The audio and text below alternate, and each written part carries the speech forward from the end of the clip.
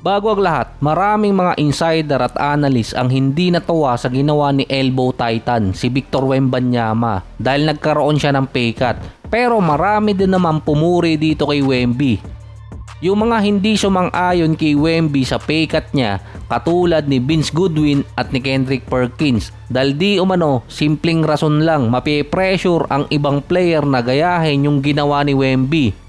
Pero dati si Jalen Bronson pinuri ng iba dahil nga sa ginawa niya, nag-champion pa yung Knicks. Pero si Wemby ang gumawa, sinabi nilang bad example. Totally, hindi naman talaga pay cut yung ginawa ni Wemby kung titingnan. Parang nawala lang yung pagiging mukhang sakim ni Wemby. Nabasa ko lang din sa comment section, ano pa bang hahabulin ng isang player kundi championship sa NBA? Doon siya nagkakamali dahil ang hinahabol talaga ng player ma-maximize yung kita nila or income dahil hindi naman nila makakain yung singsing. Tingnan mo na lang si Kuminga ngayon. Yung ginawa ni Wemby, winave lang niya yung rights na makuha yung 30% max contract. Hindi naman pwedeng bumaba siya ng 25%. Halos katulad lang din yung kontrata niya kay Chet Holmgren na nung nanalo ng All-NBA team member, hindi na tumaas ng 30% pero malaki pa rin ang kontrata nitong si Holmgren.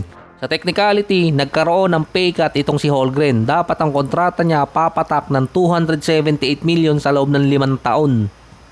Kaya sa technicality, hindi nagkaroon talaga ng pay cut si Wemby. Hindi lang niya kukunin yung max contract dahil hindi pa naman sigurado makakalaro siya ng 65 games at magiging pay cut lang yun kung nanalo na siya ng All-NBA team member man lang next season.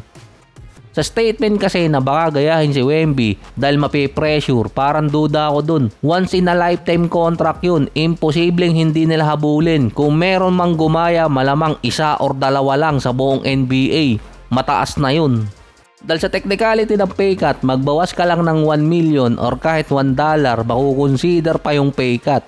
Siguro mapipressure si Castle next season dahil siya ang susunod na pipirma. Tapos ang susunod sa kanya si Dylan Harper at posibleng ma-pressure si Castle para lang ma-retain si Harper.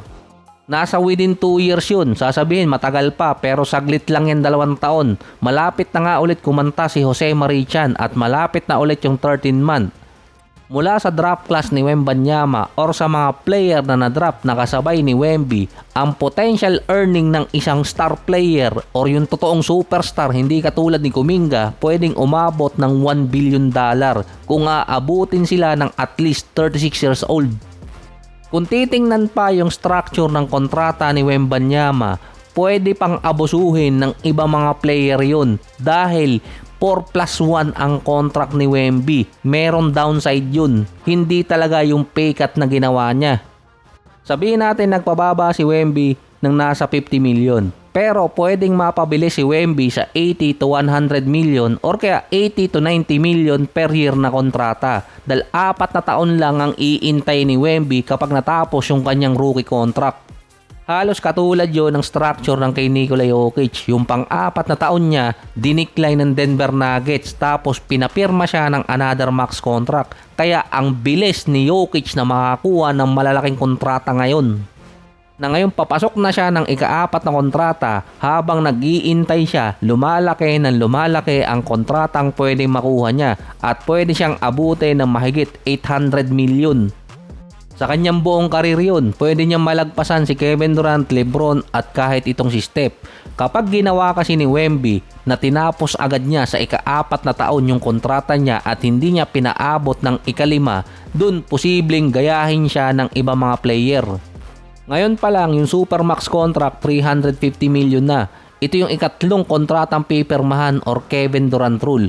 Pagpatak ng ika-4 or papatapos na ang kontrata ni Wemby, posibleng pumatak yun ng 400 million mahigit. At yun ang downside sa San Antonio nun.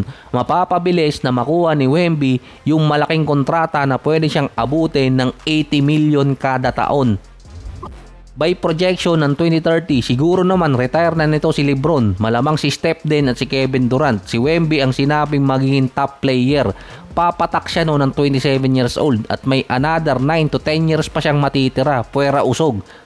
Nilawayan ko na yung monitor para hindi mausog. Kaya ako nasabing ganong kalaki ang pwedeng abutin ng kontrata ni Wemby dahil sa 2032 kung may mundo pa nun, ang tindi kasi ngayon sa Middle East, si SGA kasi merong 75 million sa 2031 na pinirmahan niya last year. Si Devin Booker 68 million sa 2030.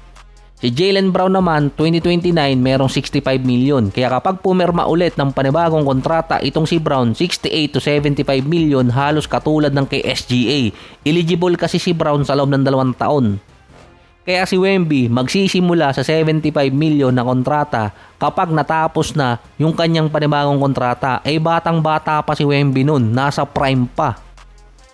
Yun ang downside ng pinirmahang kontrata ni Wemby, yung structure, hindi yung pay cut. Dahil kapag nasilip ng ibang mga batang player yon na naging all-star agad sila within sa rookie contract, pwede nilang gayahin yung ginawa ni Wemby. Pero hindi sila nag-pay cut, yung structure lang, 4+1.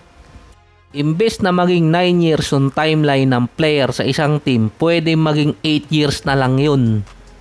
Si Tracy McGrady naman yung nagsimula ng issue kay Brown at sa Boston Celtics. Ngayon naman sinisimulan niya si Brown at yung Philadelphia dahil di umano si Jaylen Brown at si Embiid hindi pa magkasundo dahil hindi pa nag-uusap yung dalawang player.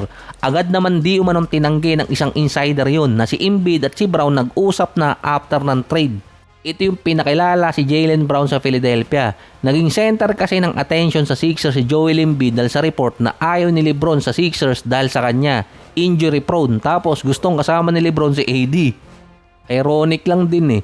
Based din sa structure ng contract ni Embiid at ni Brown, within 2 years, merong bibitawang kasing player sa kanila dahil kay Edgecombe. Si Embiid ang front runner since nakaraang season pa na sinabing posibleng alisin ng Philadelphia dahil injury prone na si Embiid at pang retirement na yung injury niya.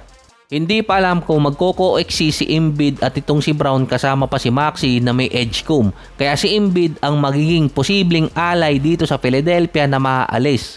At hindi alam kung magkakaroon din sila ng shot na talunin yung Knicks for next season na ngayon meron na silang Jaylen Brown. Babalik na rin si Tyrese Haliburton sa East para sa Indiana Pacers at kung magiging contender ulit ang Indiana.